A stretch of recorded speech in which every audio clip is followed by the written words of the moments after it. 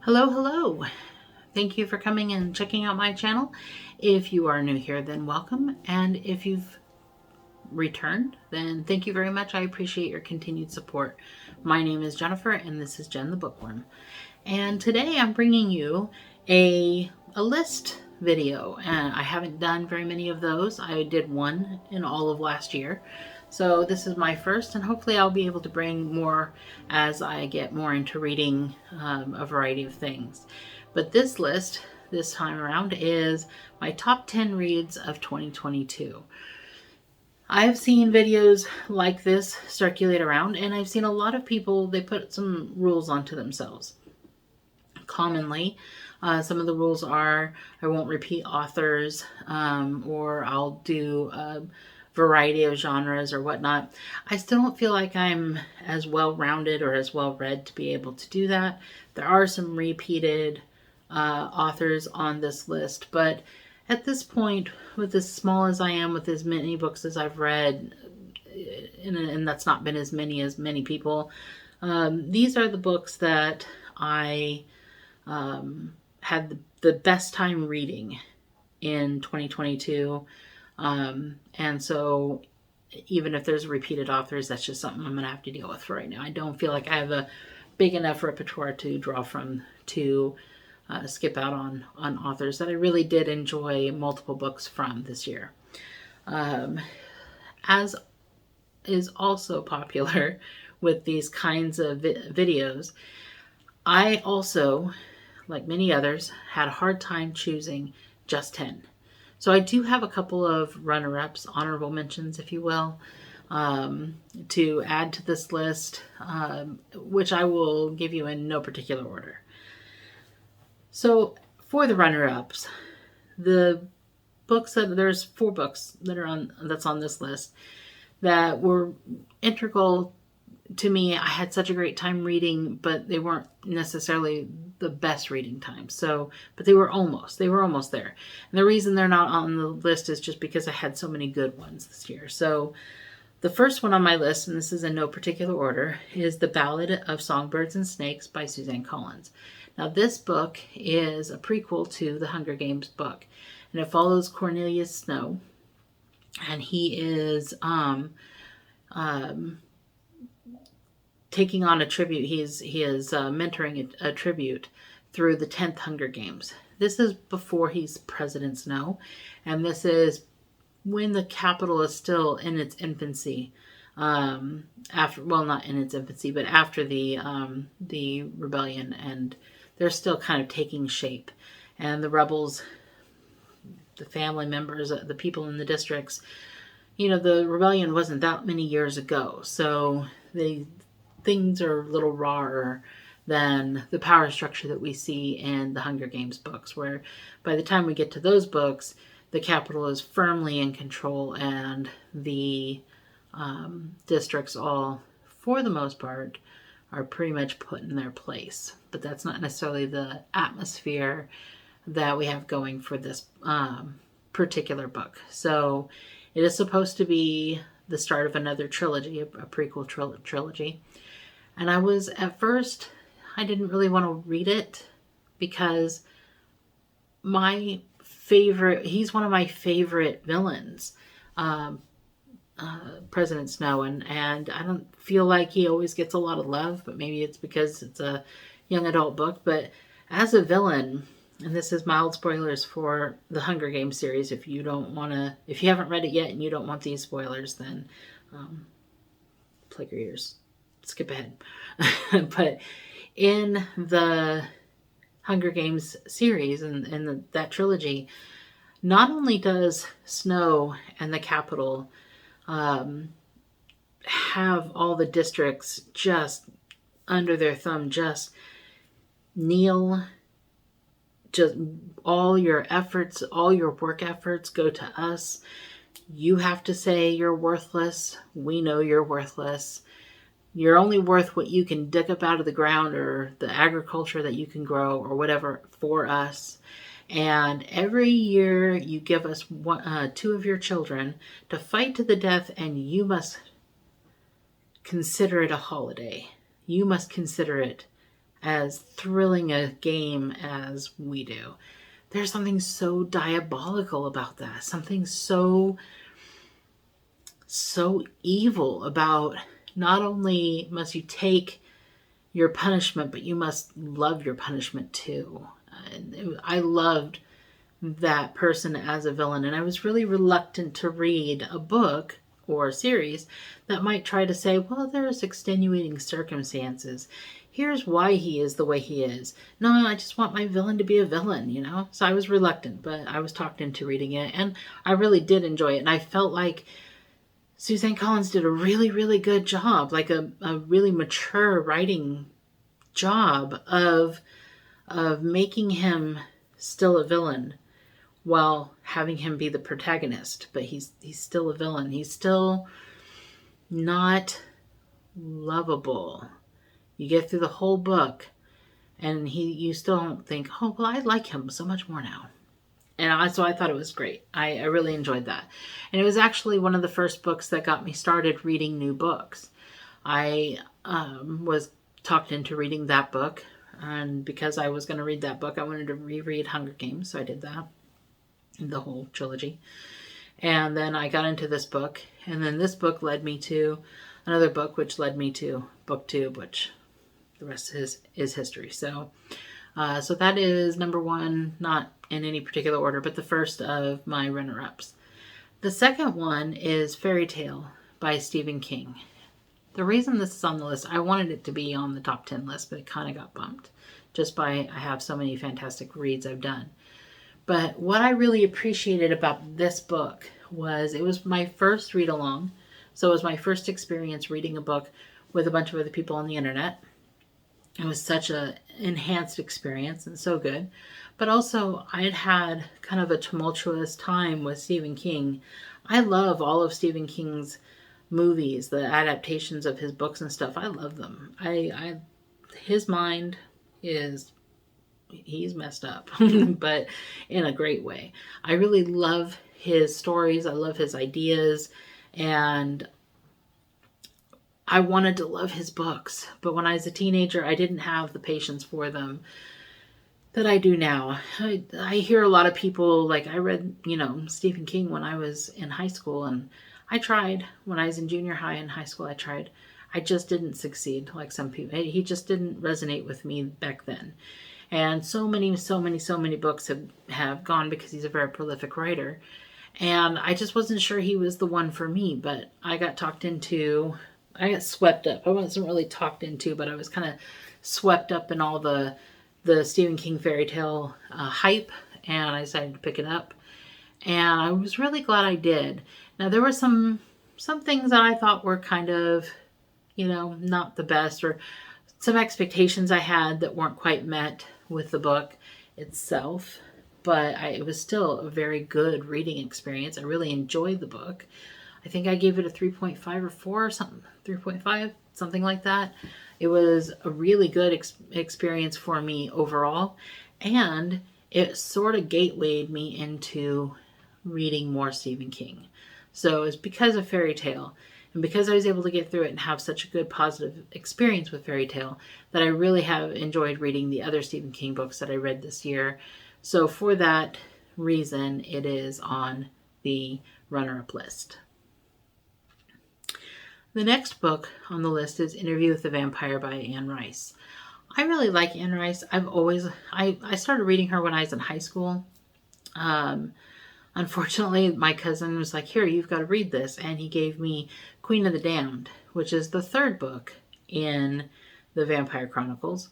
And so I read the third book first and the first book second. But I really do enjoy at least the first 3 books. I don't think I finished Memnoch the Devil, which is the 4th book in the series.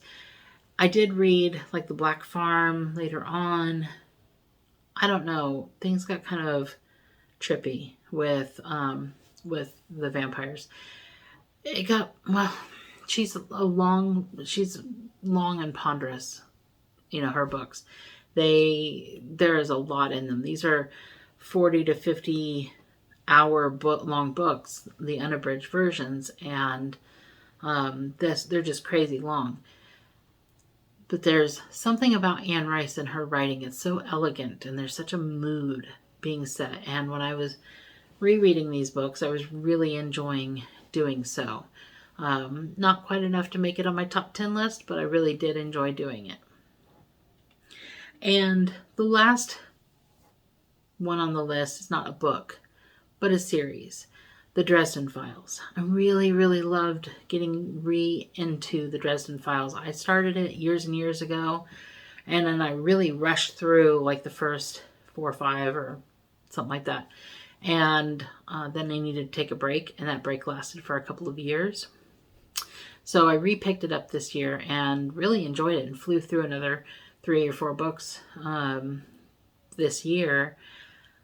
And all of those reading experiences were very positive for me. And I hope to repick up the Dresden Files. I kind of had to put it away because spooky season was upon us. And so I picked out some other books for Halloween, for October reading. And then November was, I was going on a trip. And so and I was starting the Read It or Delete It challenge. So my reading was kind of weird. In December, I was kind of trying to finish stuff up. But Dresden Files is still ongoing, and I'll still keep reading it. But I enjoyed all the books that I read this year. So it is on the runner-up list as well. So that brings us to the top 10 list. Now I do have these ranked in order. So, and I'll try to get through these so that the video isn't going to be an hour long. But number 10 on my list was Every Heart a Doorway by Shannon McGuire. I really enjoyed this book. It's not a very long book. It's only like 4.5 hour listen on Audible. And it was very well done, very moody, very atmospheric. And this series is about, it starts out a series of companion books that you can read individually, probably in whatever order you want to, but this is the first book in the series, and all of the odd books in the series are talking about children who have found doorways to other worlds, portal worlds, like think Narnia. They found themselves a doorway to another world. They have spent some time in that world. They have, for whatever reason, been expelled from that world, and they are trying to find a doorway back, or they feel like that is their real home, and this is an imposter world for them, and they're out of place, and they don't know how to be in this world like they did before. And so this first book is a book about a school for kids like that, whose parents send them off because they don't believe them or don't want to deal with them or think that they're suffering from some mental break. And so that's what the odd number books are about, are about kids who are struggling to deal with the portal world that they've been in and possibly trying to get back to it. Whereas the even number books are about the other worlds. And so I read the first book and I read the second book so I could have a taste of both. But I really, really enjoyed the wide variety of characters that I met in this Every Heart a Doorway. And I really enjoyed the atmosphere of it. And it was a really good read. I definitely recommend picking it up. Number 9 on this list is Steelheart by Brandon Sanderson. And this is not one of his most popular books, but it is the very first Brandon Sanderson book that I ever read. I bought this book probably a couple years ago on a ebook deal. I bought it because it was Brandon Sanderson, and I had heard Brandon Sanderson was a good writer. And then this book came up for like $1.99 or $2.99 or something like that. And then the audiobook was a $5 audiobook or something when Audible was having one of their sales. And again, I recognized the name Brandon Sanderson, decided I'll pick it up. I'll read it one day. And I didn't get around to it until earlier this year, but it was so good. It was, what if superheroes, but they're all villains? What if the world suddenly people started getting powers, but to a T, everybody who got power, that power corrupted them, and they were all villains. And then the world was sort of a post-apocalyptic world, not with, vampires or zombies or nuclear bombs or whatever, but villains tore apart the world. Just, I'm going to take this place as my fiefdom kind of thing. I'm going to be the emperor of Chicago. I'm going to be whatever. And fought against each other, and some of them, many of them, indiscriminately killing off people, normal people who are small and insignificant in their world. So the book follows a person who was highly affected by the villains coming to this world, and it follows a group of people called the Reckoners who are trying to destroy the villains to the extent that they can.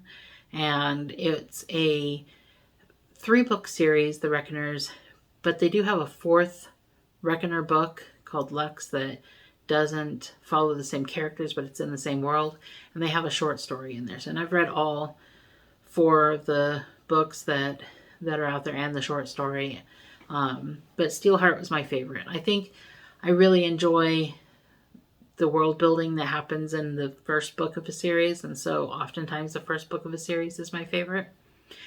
And in this case, that is true. The Steelheart was my favorite. I thought it was the best of all of them, but all of them were very good, and I was very happy to read them, and it really got me started on the whole Brandon Sanderson thing. Even though this series was more young adult, and it was a little more sci-fi than fantasy, I would say. But other than that, it's Brandon Sanderson, and I just really liked his writing style. And I really liked the humor that he put into this one.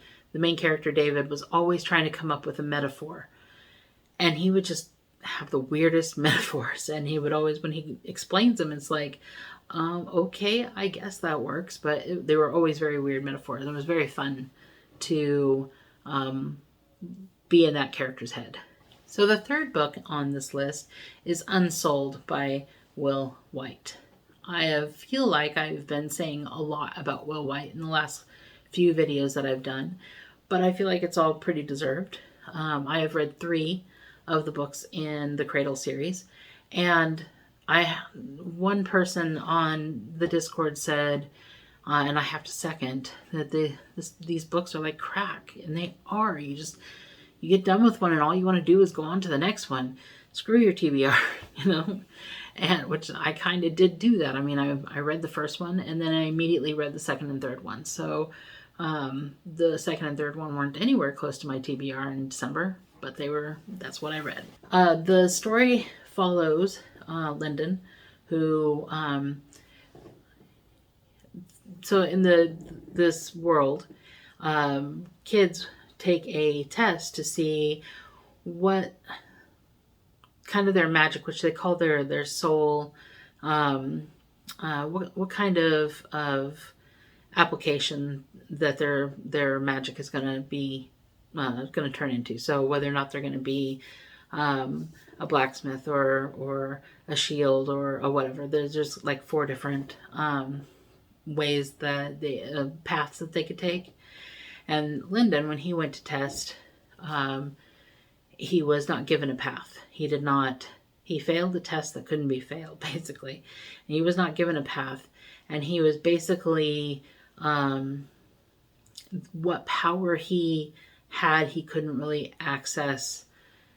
He couldn't really use. And he was, even as he grew up within his clan, he was treated as a child, as an invalid, as an unfortunate, and as a disgrace, all at the same time. Someone to pity, but also someone to protect, because he is basically a child in this world of adults, and he needs to be protected. There are children that had higher standing than him, and he is shown by a celestial being a path that makes him think that he could become more. So he decides, he goes down this path, and he is on this journey to become more than what he was fated to be.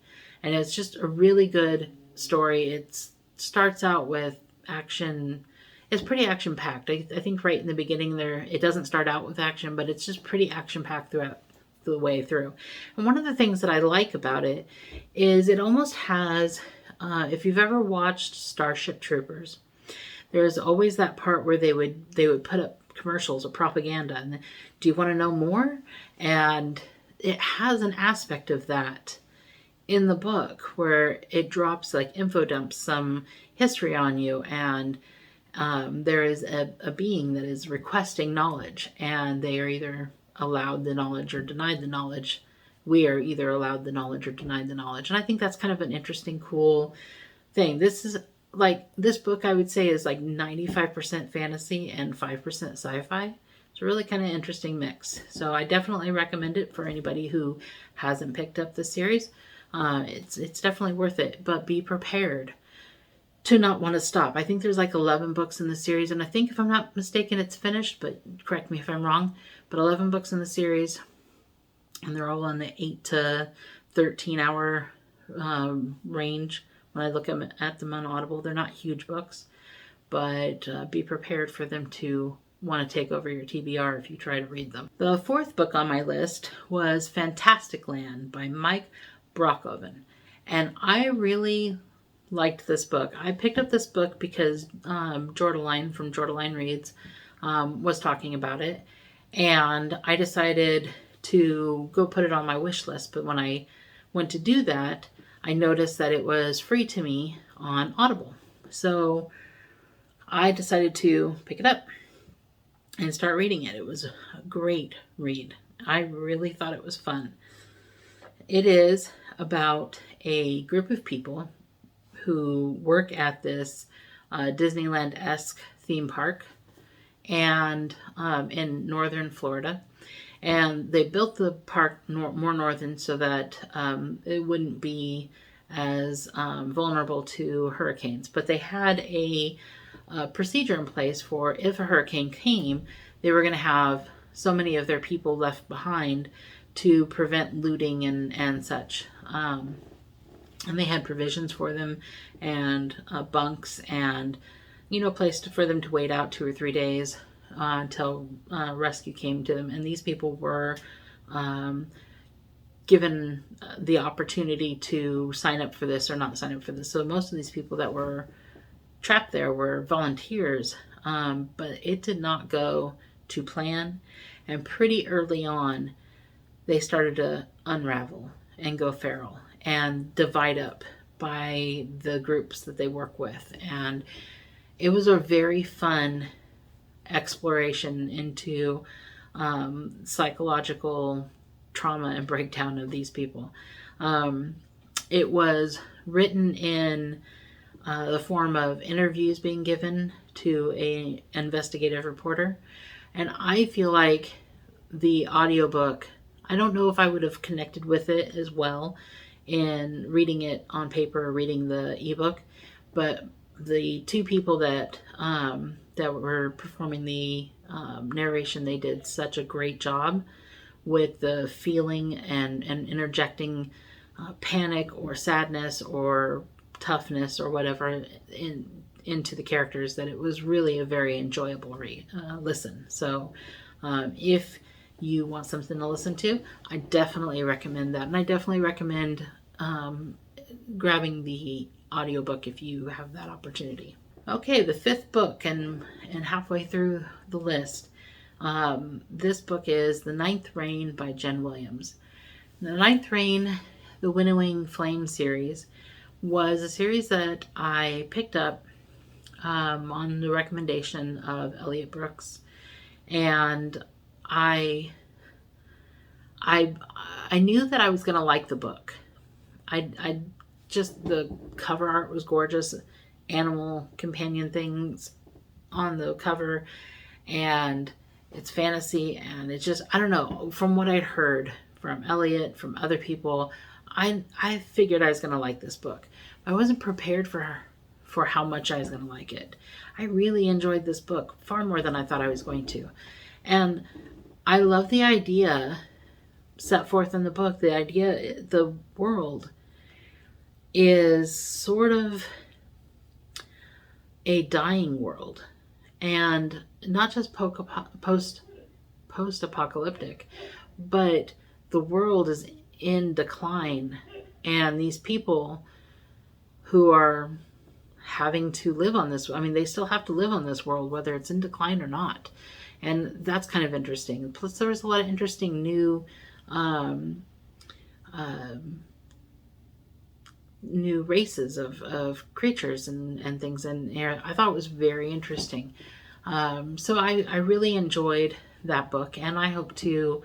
I have a review of the book I hope to put up sometime soon, and I hope to get into reading the second and third book in the series sometime soon, because I really enjoyed the first one. Okay, so I think I said that The Ninth Reign was fifth on the list, and that was actually sixth on the list. I can't count backwards, apparently. So fifth on the list for realsies was Legends and Lattes by Travis Baldree. Legends and Lattes was such a great book, and I mean, everyone says it's a great book, and everyone says it's a cozy book. It's a cozy, low-stake fantasy book, and you're like, okay, I guess. Why? I want my fantasy to have stakes. I want to get into these meaty characters and world building, and no, sometimes you want this. Trust me on this. If you haven't read it, you should. Sometimes you just want to follow the story of an orc who wants to retire from adventuring to open a coffee shop in a place where no one's ever heard of coffee before. And the adventures that she goes through just in getting this old barn and setting it up and trying to entice people to come and drink coffee, which in this world is a gnomish invention, which if you know anything about gnomes and like D&D type races, that's perfect. So that's what this book was about. It was an orc who she gives up everything to start a coffee shop and retire from the hard life of adventuring that she had before. And so a lot of really cool, cozy, fun aspects of this book. And honestly, I just couldn't put it down when I picked it up. And I hope that he writes more like this. So I really enjoyed it. And if you think that you might enjoy a cozy fantasy that's low stakes about orc opening up a coffee shop, I definitely recommend you pick it up. And if you're not sure, I still recommend you pick it up. Okay, so number 4 on the list, getting up there, is Stephen King's It. Now, if you've been following my channel for any length of time, you know that I started reading It when I was in high school, and I DNF'd it about halfway through because I just got so bogged down by how much description Stephen King put in his book. It just felt like it was unnecessarily heavy with description. And I couldn't do it. I put it away for faster, better at the time for me reads. So I didn't pick up this book, re-pick up this book, nor pick up any Stephen King book until this year when I read Fairy Tale, and that led me to retry Stephen King's It. Now, I loved both adaptations, the miniseries, the movies. They're some of my favorite horror. No reason in the world why I wouldn't love the book, especially because I do love to read.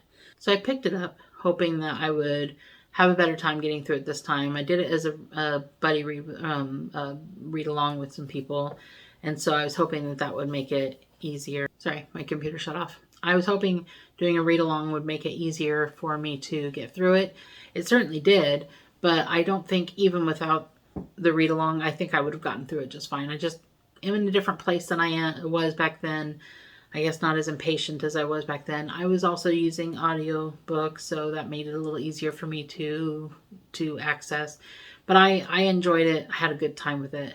I also had it on ebook, so I was doing some immersion reading for some of it. Whatever the case, whatever the reason for the difference, I got through it, and I got through it pretty quickly, and I really, really enjoyed it. If you need a synopsis of it, I would be surprised because it's a much older book, and Pennywise the Clown is pretty well known, but it is about a group of kids who lives in this town, going through some pretty horrific things. There are kids that are missing, and this town has experienced lots of big traumatic events throughout time. And it's these kids realize that there is an entity that's responsible for it, and they put down the entity, but they didn't exactly kill it. But they make a pact that if it ever comes back, then they'll come back to see the deed done. And when they're adults, 27 or so years later, it comes back, and so they come back to defeat it. So that's what the premise is, and it's a very good book. A lot of the book is slice of life stuff, which Stephen King does so well. And he really lays out these kids and their life, and he really makes you feel them. He writes them so well. And even though I wasn't alive in the 50s, when they were kids, they're in the 50s, when they're adults, are in the 80s. Even though I wasn't alive in the 50s, there was a lot of, when I was reading it, there was a lot of emotion evoked about, playing in the summertime with your friends and going out and having adventures on your bike and whatnot, that I remember from childhood, and it was a lot of fun to read in this book. So I had a really good time reading it. I'm really glad I did. It really opened my eyes up to more Stephen King. So I'm very grateful for that as well. So getting to the top 3.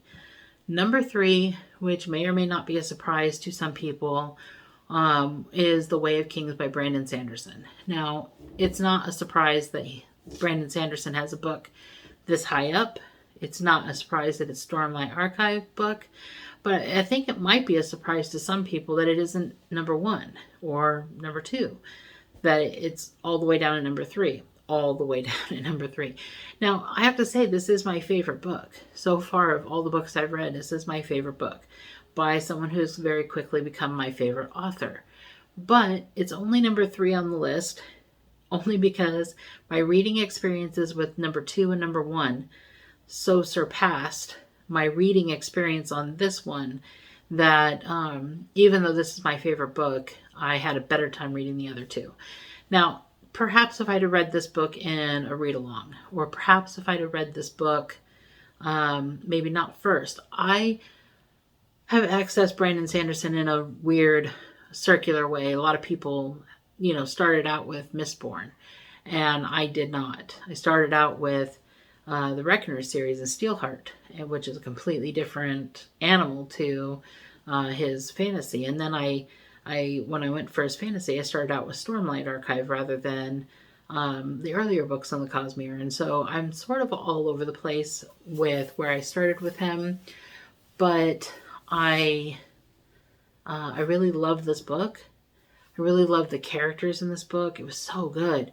But I really had a hard time following along at first, just because in this book, and he's not an oddity in the fact that sometimes fantasy authors, they will throw out a lot of nonsense words that don't mean anything to you when you're first starting out. And so when I was first started reading this book, especially accessing it by audiobook, there was a moment I was like, oh, I don't know if I'm going to be able to do this.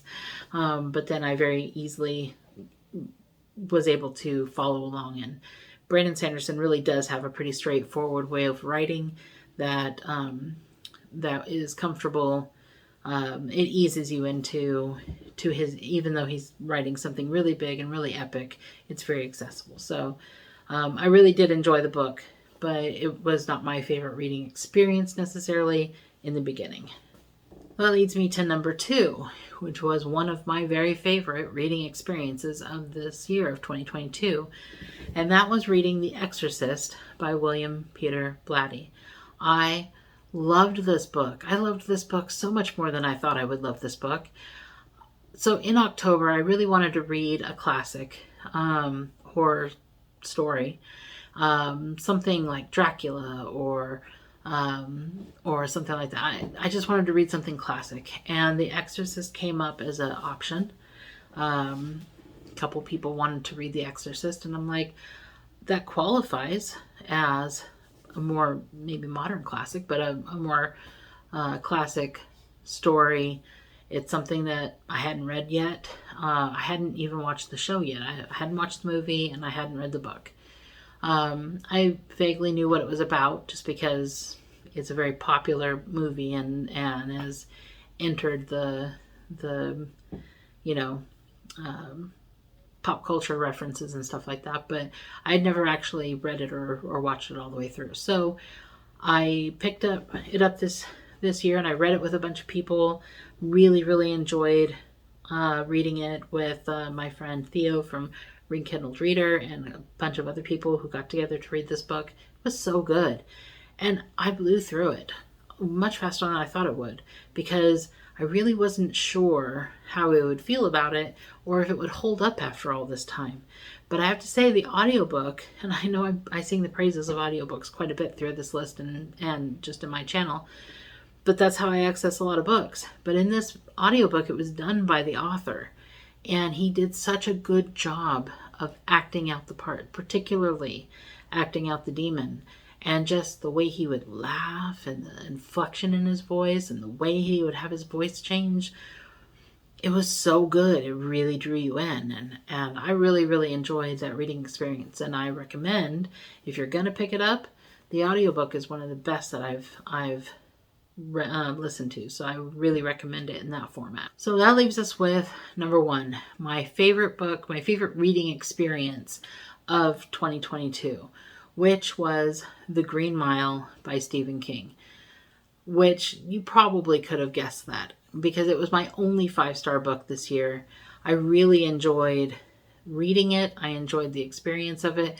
It was not a read along or anything. It was actually a book I picked up because I was doing a different reading challenge that month, which didn't include any audiobooks, and I decided I needed an audiobook to have something to listen to while I was doing chores or running errands or playing Minecraft or whatever it is I'm doing, when I would appreciate having something else for my mind to be chewing on. So I picked up this book. I had a poll put up on my YouTube channel, and this is the book that won. I picked it up, and then I didn't want to stop reading it. Even though it was not the book on my TBR that I was supposed to be reading, I didn't want to stop reading this book to read what I was supposed to be reading. And I loved it so much. I think I pushed through until like 2 or 3 in the morning trying to get it finished. And it was so good. And then I sat down and watched the movie, which I had never seen before. I'd never seen the movie, I'd never read the book again. So I really enjoyed that reading experience. I had such a good time. And then I sat down with my partner and we watched the movie together, which was a fun experience to do as well. And that was my favorite read. And you probably don't need a synopsis of this book, but in case you do, this book follows a character named Paul, who is the supervisor of Cell Block E. And Cell Block E is the death row of this prison. And he views his job as it's his job to make his death row inmates comfortable until it's time for them to be killed. And so he takes care of them to the extent that he can, watches over them. If there's something he can do for them to help them, he will do that. And he one day gets John Coffey, who is a great big black guy who, this takes place, I think, in the 30s. I'm blanking on the year, but it's back, way back. And racism was very, very prevalent. And this black man was accused and convicted of hurting 2 little white girls. And he was being sent to death row. And so it was kind of a story about their relationship. The story mostly is about Paul, but brings in the relationship he had with John Coffey, and it was so good. It was so much better than I thought it was going to be. I feel like I say that a lot, but it was true. I had an impression of what this book was going to be about, and it really wasn't about that. So I really recommend, if you haven't read it or watched the movie, I recommend reading it and then watching the movie. If you have watched the movie and you think, I don't know if I'll get anything from the book, definitely read the book. It's definitely worth it. I had a really good time reading it this year. So that was my list. That was my top 10 reads of 2022.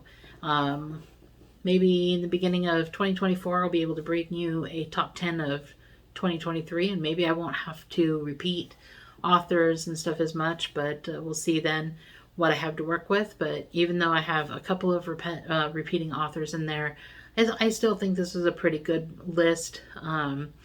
Little bit of a diverse list in what kind of authors I bring you.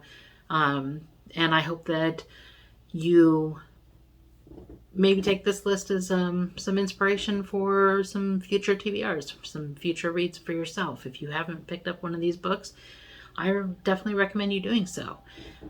If you have picked up some of these books, if you have some similar thoughts or feelings, or maybe some contradictory thoughts or feelings, be sure to leave me a comment in the comment section below. I'd love to sit and chat with you about maybe what your favorite reads of 2022 was, or any comments that you might have on my favorite reads of 2022. So thank you very much for coming and spending this time with me. If you like this content, please make sure to click the like button and to subscribe if you haven't. And I really appreciate it. It doesn't cost you anything to do, and it really helps out my channel a lot. And so with that, I thank you very much, and I hope you have a great rest of your day.